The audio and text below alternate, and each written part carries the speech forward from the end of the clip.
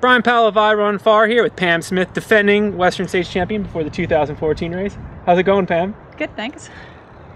What's it feel like to hear defending champion?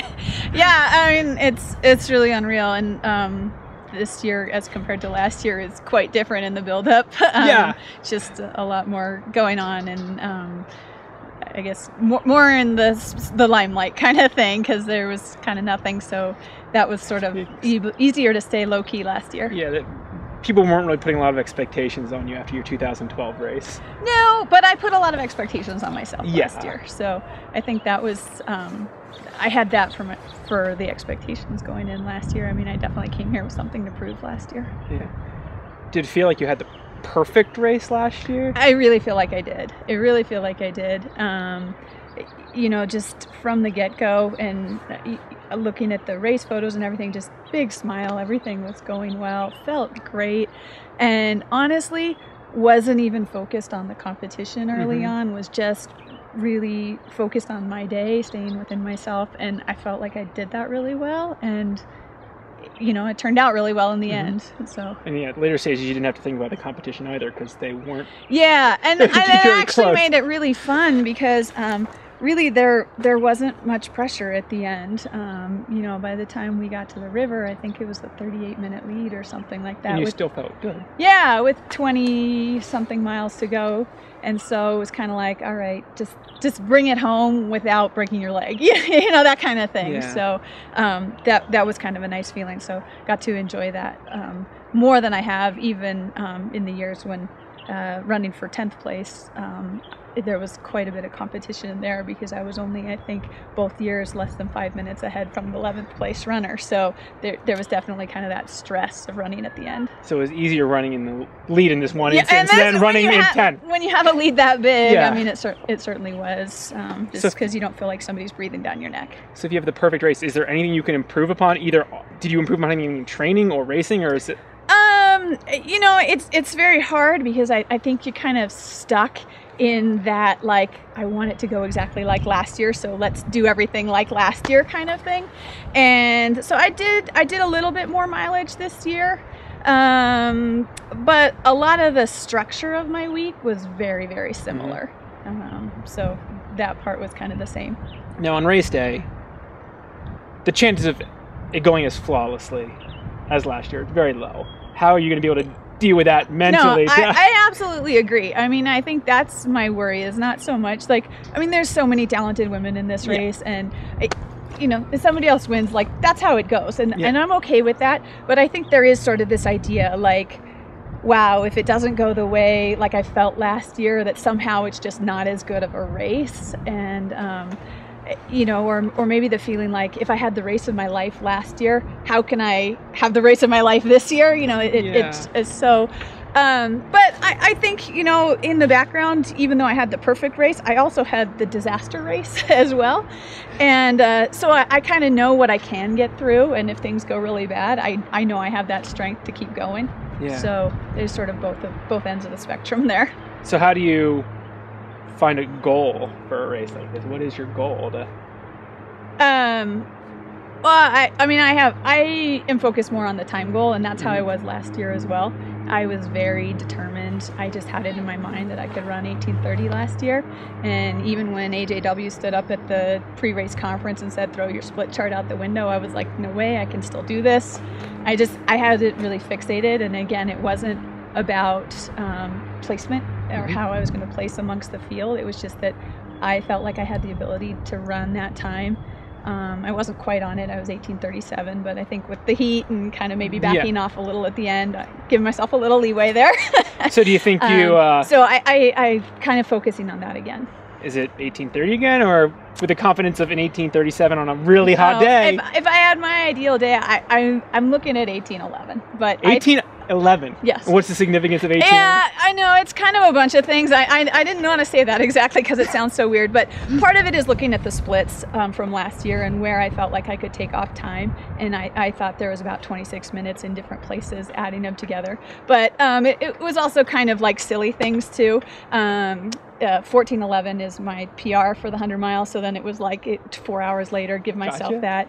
18:12 is the 5th fastest time on this course. So then to be, for the women anyway, so to sort of be in that top 5 for that. And then the finish time would be 11:11. And so I kind of grew up with 11:11 as a lucky number kind of thing. So it just all sort of fell in. So it's not just an AJW moment of taking off 30 seconds here in a minute. Well, There's other fun stuff. I did some of that. I did some of that, and I was kind of in the range of thinking that I could get probably 17 minutes off, I think. And then it was like, well, if I'm really going to push myself, I don't know that that's possible, but I'm going to put it out there, you know? I'll put it out there. Yeah. So. It's a little chilly today. Yeah. I mean, I think that makes it easier for everybody to run faster times. I think not me, but for everybody else. We saw that in 2012. The times were a bit faster with the cooler temps. I think that, you know, for me, I'm not as speedy as some of the women in this race, and I know that. And so having that little element of strategy and sort of race day execution is helpful to me, and I think that really played well for me last year. I think, you know, I'm going to have to be even more on my game if it's with the cooler temps. It's interesting, with you leading last year and the 2 times you were in 10th, you had a woman right behind you. You were always being chased. What is it going to feel like if, now that you've put yourself in a position fitness-wise, if you're in 2nd, 3rd, or 4th at Forest Hill or the river? Yeah. You think you can fire yourself up to give chase? I do. I mean, I think that I've been pretty, in all of my races that have gone well for me, been pretty consistent. And even last year, I mean, I didn't lead from the get-go. Didn't take over the lead till about mile 38. So there was always a time where I was behind. You know, other races like Miwok and that kind of stuff, I was racing from the back. And I tend to, if the race is going well for me, stay pretty consistent. And so hopefully, you know, just being able to know that I can still keep that pace going and keep strong at the end. And I definitely get competitive. I mean, I get fired up. So if I know there's somebody close, I'm going to have that fire. Yeah.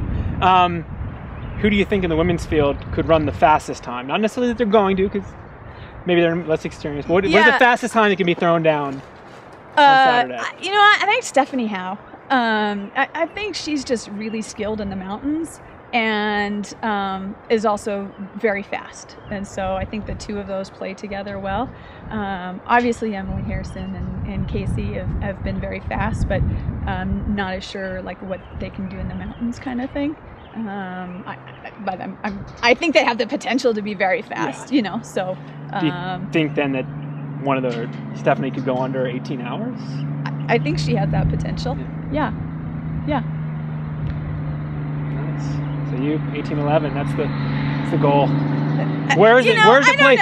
That's like the pie in the sky goal. Now, where would you make it the most time? I definitely have the tiers and stuff. I'd like to be a little bit faster to Duncan Canyon. I still have it in my mind that I should be there in 4 hours, and I've been there in 4:09 the last 2 years. And then at the end, we were slow at the end, and purposely, you know. But I felt good, and I mean, I even told my pacer last year, if we got to the white coast and they told me I had to run another 10 miles, I would have. Like, I just felt like I wasn't completely spent at the end, and so more from Green Gate to the finish, I think we could do a little bit more there. I think I had a really stellar section from Michigan Bluff to Forest Hill, so that part I don't think I can do, or even some of the canyons ahead of there and down to the river. So I think, so Michigan Bluff to the river, like not looking to take much time off there. You do have lighter feet this year. How has the recovery gone from the toenail removal surgery? Yeah, actually really good. This will be the first real test for them.